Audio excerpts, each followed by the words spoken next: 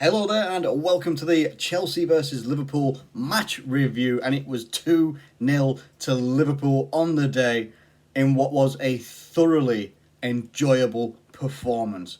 And it was enjoyable because there was not many, maybe one time where I felt that Chelsea were threatening. And it was when Timo Werner went through, I think for the first shot that he had on his left foot. Other than that, I didn't feel threatened by Chelsea. I feel, in a way, that Chelsea have actually had a missed opportunity here. Now, I don't want to start going in and talking about Chelsea a great deal because obviously my team, Liverpool, went out and won the game, and that is the most important thing for us. But it was a thoroughly dominant performance by every single player on the pitch. Some people talking about, Gini Wijnaldum didn't do a great deal, or Naby Keita didn't do a great deal. Look at the whole picture. Instead of trying to give marks to separate players, look at how everybody is playing together as a unit. It worked. It really did work. One experiment that worked very, very well, we've done it before, but this time I think it worked even better, and it worked well in the past. He's gotten man of the match for it before, and he would have had man of the match for it today and on Sunday if it wasn't for Sadio Mane scoring two goals. And that is Fabinho playing at centre back.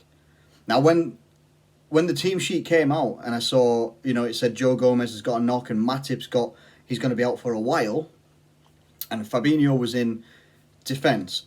It wasn't Fabinho in defence that gave me a little bit of a worry. It was more, how are the midfield going to cope without him being in there? They coped very, very well. Very, very well. Much better than I anticipated. And I just want to have a quick look at what our lineup was, just to make sure that it is absolutely tickety-boo, all good and okay. So, I'm going to go through the starting lineup because it was a nice starting lineup.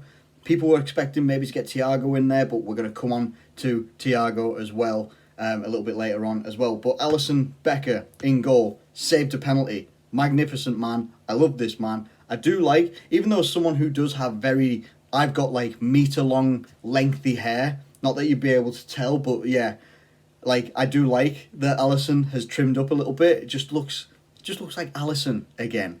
Still has that sexual beard. I gotta love that. Always gonna love that. I'm a fan of it. And he was magnificent. He was brilliant all game. Trent, fantastic. Fabinho, no doubt, in my mind, would have been man of the match. Hands down, would have been if it wasn't for Mane. Van Dijk had a quieter game, but nothing got past him. No one really had any chances around that area. And Chelsea were targeting Fabinho, thinking he was going to be the weakness. What a mistake that was. Andy Robertson, that man is he's Sonic the Hedgehog. Ball of energy. I love that man. Naby Keita, Henderson, Gini Wijnaldum in the midfield. Now, on a lot of apps, Gini Wijnaldum's rated as the highest player. A lot of people on social media, a lot of Liverpool fans are slagging off Gini Wijnaldum and his contributions, but that whole midfield, the starting midfield, obviously Henderson went off at half time, but that whole midfield worked really well, and the key word there is worked. They worked, and they worked hard, because their midfield was a good midfield. I don't remember the whole midfield, but I'm pretty sure it had Kovacic and Kante in there. Two very good midfielders. Kante, World Cup winner as well. He's won the Premier League a good couple of times. Once with Leicester, once with Chelsea at least. Maybe twice, I don't know. Don't exactly know. But even so, we managed to keep them very, very quiet, in my opinion anyway. In the front three is the front three. Firmino, Salah and Mane. Salah didn't score, but Salah looked unbelievably electric. He looked like he'd just taken from the Leeds game. Pre-season, he had a pretty quiet pre-season, to be fair. But he came into the Leeds game, he was absolutely on fire. He was on fire in this game and just didn't score. But his pace looked a different level. His movement was very, very sharp. His mind looked very, very sharp. Everything was geared towards either scoring a goal or laying something off to someone else. He was very, very good. Bobby Firmino pops up with an assist for Sadio Mane for the first goal, and it was very, very good, very well taken as well. Really nice passing move that actually involved Salah as well. So the front three literally combining beautifully. It was really, really great to see. Honestly, awesome to see. And obviously, Sadio Mane is the man of he's the man of the match by a lot of apps. I'm sharing that man of the match between Fabinho and Sadio Mane just because Fabinho was that good. He was that good. Sadio Mane's header was Shearer, like prime Shearer-esque. Someone that's very, very good and known for headers, but Mane just comes up. It's not a bullet header, but it is nicely weighted, nicely guided into the corner, away from the keeper. And it was a very, very good goal. And then Kepa, there's not a lot that can really be said about Kepa. There's not. You don't want to go in too hard on him, even as an opposition fan. Like I'm not a fan of Chelsea at all in the slightest. But I'm not going to go in too hard on Kepa because the media are doing that for him anyway. Probably the fans are of Chelsea as well. Never mind other rival fans. But I don't really know what his brain was thinking or what he could see. Because when he's getting ready to play that ball out to a defender that's in front of him, so if we're saying that Kepa's here and a defender's like here, well, Mane's just on this side, just here. He's literally running at pace. Sadio Mane is a very, very fast player, very powerful player, very quick acceleration. That is not the smart pass to play. It really, it isn't. It's lower than Karius levels at this moment in time because Kepa's form has been going on like this for so long. It's stretching out and it's not really getting any better. He's not getting many chances to... He's having chances to redeem himself and he's not taking them when he's in matches. And so he passes the ball out really... I don't want to say lazily, but it comes across as lazily. He passes the ball out and Mane just instinctively sticks a toe out, controls the ball, puts it in the back of the net with second touch, 2-0. And it's a very well deserved 2-0 at that point. Now you're probably looking at it and thinking, well, you've gone all this time, you haven't talked about the red card.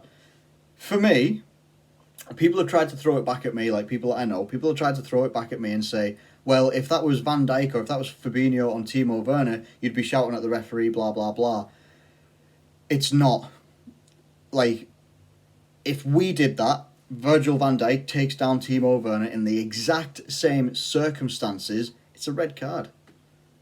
It's a red card. And you might say, oh, it's easy to say that now, the game's over and it didn't affect you and stuff like that. It's like, well, what else can I say as a Liverpool fan? But it was a red card. There's no disputing that at all. Whether if it goes Chelsea's way or it goes our way, it's a red card. That's all there is to say about it. There really is. If Mane doesn't get clattered and basically hugged, cuddled, spooned to the ground by Christensen or whatever his name is, Mane would have poked that ball out of Kepa's oncoming run. So people that are saying, oh, Kepa would have got there, it looks like that from certain angles because you see Kepa getting there, but by the time Kepa's got to the ball, Mane's already on the floor.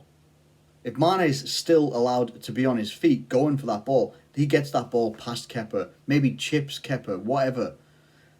It is a red card.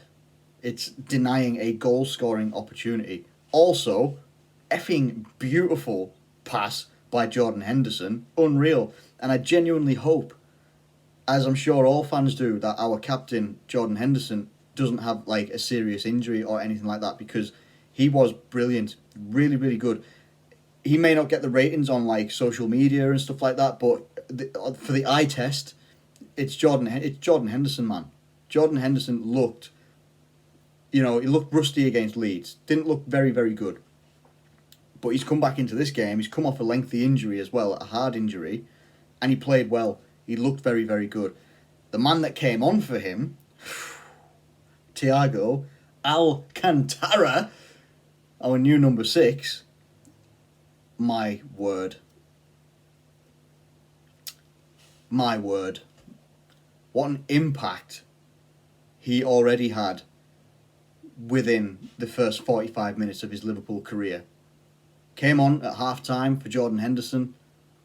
And I'm going to tell you straight away, I know things get magnified a lot. As soon as like a brand new player comes on and you get like the first experience, the first taste of this player playing for your team, everything gets magnified. Everything just gets, oh, he's made a 5-yard pass. Like, yeah, things do get exaggerated. Thiago looked like he's played with us for years. It was ridiculous that he's only been with Liverpool for like 2 days at the point of the Chelsea game. It's ridiculous to think that he was able to pick up. He wasn't getting like lost in positions and stuff. He just knew where to go. He just knew where to go. It's as if he's just like looked at our system and just gone, yep, spot on. Like he's got a photographic memory of it or something like that, and he just knew where to go, where people were going, what balls to play over the top. There was one ball, I think, I can't remember who it was, whether it was Gini Wijnaldum, could have got a header, but he banged this ball over. I say banged it. He absolutely floated this ball over into, I think it was Gini Wijnaldum, and it just went a little bit over. But the balls like that, you start playing them into like Salah and Mane, and he started doing that as well. And his dictating of play was, it's a level that I've not seen. I'm probably going to say, a lot of people have probably said it as well, since Xabi Alonso.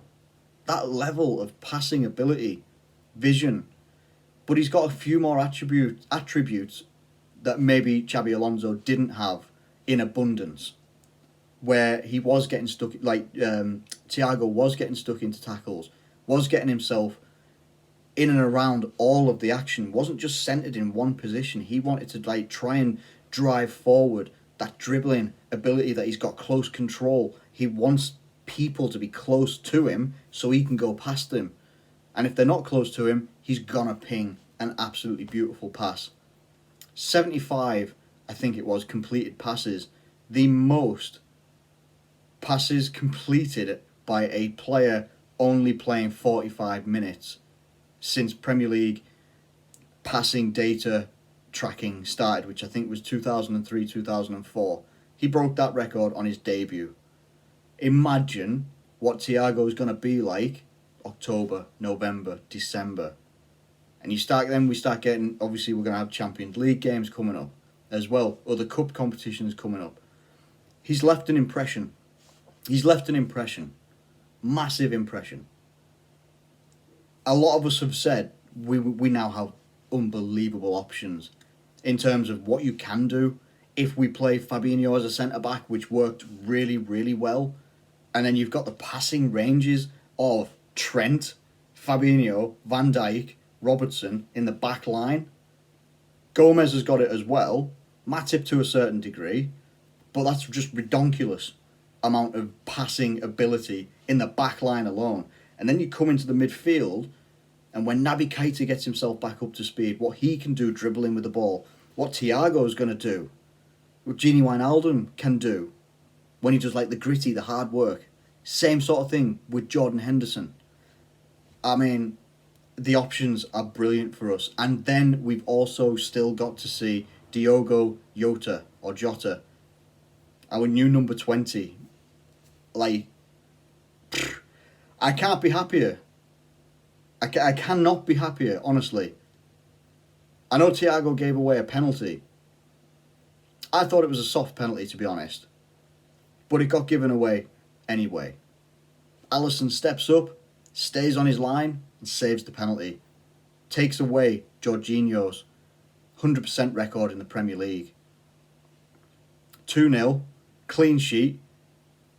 There's not one player that I can even think of like saying they didn't pull their weight today, they didn't play well today.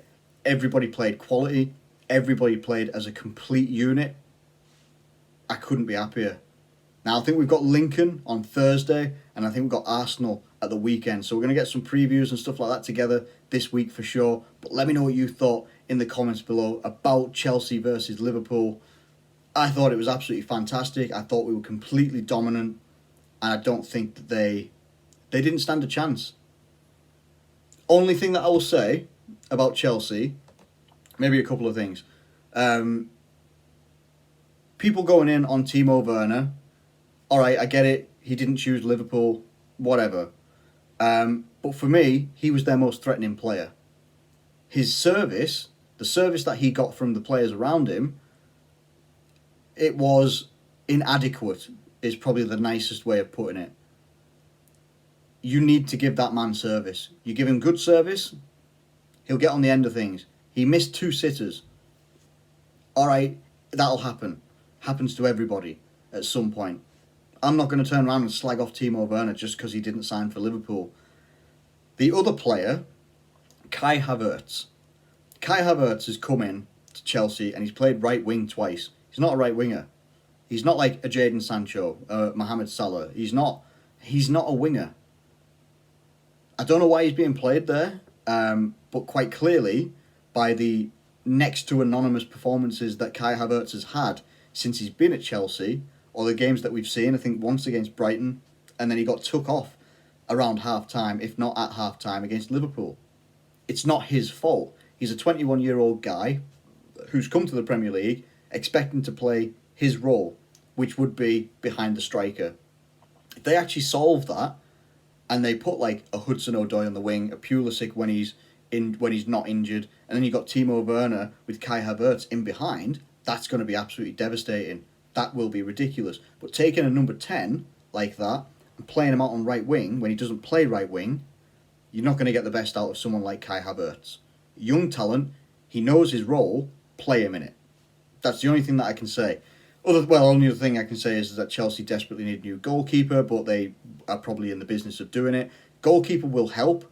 They also need to sort something out in the back line as well. I don't know if they've got something in the pipeline. I know they've got Thiago Silva as well. Ben Chilwell has got, both of those two are injured. They will come in, make a difference. But I don't know. Anyway, that's enough about that. Anyway, this video has been long enough, as I can just tell anyway by looking at the timer. But thank you ever so much if you've managed to make it this far into the video. Thank you ever so much for watching. I really do appreciate it. Please do feel free to get your comments in. Who do you think is going to play against Lincoln, and who do you think is going to play against Arsenal? Could be 2 completely different starting 11s in that one, and I think it should be. Let me know what you think in the comments below. Anyway, thank you so much for watching, and I'll catch you later.